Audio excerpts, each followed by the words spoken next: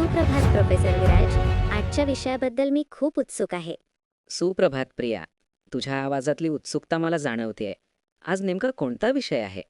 Sir, आज मला छत्रपती शिवाजी महाराज यांच्याबद्दल जाणून घ्यायचं आहे. त्यांचं नाव आपण खूप ऐकतो, पण ते इतके महत्त्वाचे का आहेत हे मला समजून घ्यायचं आहे. खूप छान विषय निवडलास प्रिया. छत्रपती शिवाजी महाराज हे फक्त इतिहासातील व्यक्तिमत्व नाहीत, तर ते आजही प्रेरणास्रोत आहेत. लोक त्यांना महान राजा, पराक्रमी योद्धा आणि दूरदृष्टी असलेला नेता म्हणतात. हे सगळं खरंच आहे का? हो, अगदी खरं आहे. शिवाजी महाराज हे शौर्य, बुद्धिमत्ता, नेतृत्व आणि करुणा यांचा अद्भुत संगम होते. ते लहान वयातच मोठी कामगिरी करू लागले असं ऐकलं आहे. हो प्रिया, किशोर वयातच त्यांनी स्वराज्याचं स्वप्न पाहिलं आणि ते साकार करण्यासाठी प्रयत्न सुरू केले. इतक्या लहान वयात त्यांना अशी प्रेरणा कुठून मिळाली? त्यांची आई जिजाऊ माँसाहेब यांचा त्यांच्यावर खूप मोठा प्रभाव होता. त्यांनी रामायण महाभारताच्या कथा सांगून शिवरायांमध्ये संस्कार रुजवले. म्हणजे त्यांचे विचार घडवण्यात आईचा मोठा वाटा होता. नक्कीच. जिजाऊंनी त्यांना न्याय, स्त्री सन्मान आणि अन्यायाविरुद्ध उभं राहणं शिकवलं. अनेक राजे शक्तिशाली होते, पण शिवाजी महाराज वेगळे का मानले जातात? कारण त्यांनी सत्ता लोकांसाठी वापरली, लोकांवर अत्याचार करण्यासाठी नाही. हे विचार आजच्या काळातले वाटतात. हो, शिवाजी महाराज आपल्या काळाच्या खूप पुढे होते. त्यांनी शेतकरी, व्यापारी आणि सामान्य माणसाला सुरक्षितता दिली. त्यांची युद्धनीती खूप वेगळी होती असं म्हणतात. बरोबर. त्यांनी गनिमी काव्याची युद्धपद्धती वापरली. वेग, अचानक हल्ला आणि भूगोलाचं अचूक ज्ञान.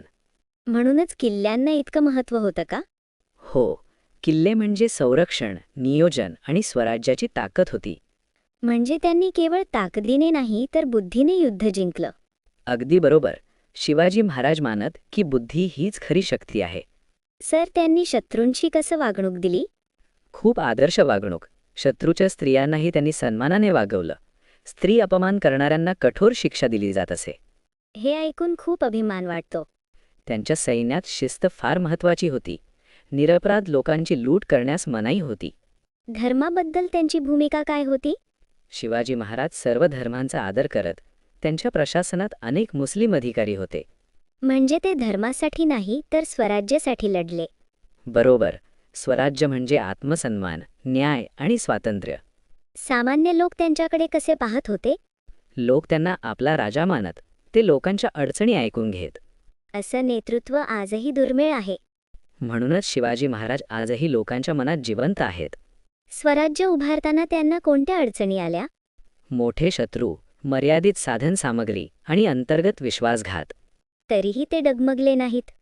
कारण त्यांची जिद्द अफाट होती. विद्यार्थ्यांनी त्यांच्याकडून काय शिकायला हवं? धैर्य, नेतृत्व, शिस्त, आत्मविश्वास आणि सत्यासाठी उभं राहणं.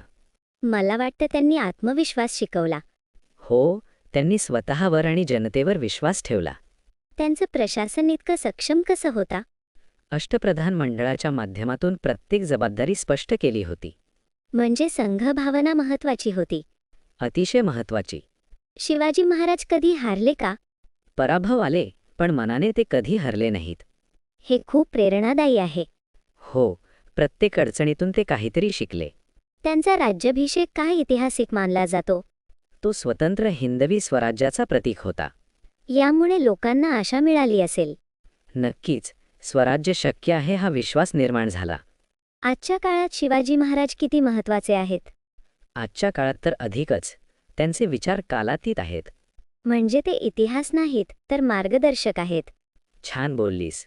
इतिहासातून शिकणं महत्त्वाचं असतं. मला त्यांच्याबद्दल अभिमान वाटतो. तो अभिमान जबाबदारीसोबत असावा. खूप महत्त्वाचं आहे ते. शिवाजी महाराजांनी शौर्याबरोबर नम्रताही शिकवली. सर, आपण त्यांना कसं आठवावं? त्यांच्या विचारांप्रमाणे वागून न्याय, धैर्य आणि सेवाभावाने. धन्यवाद सर.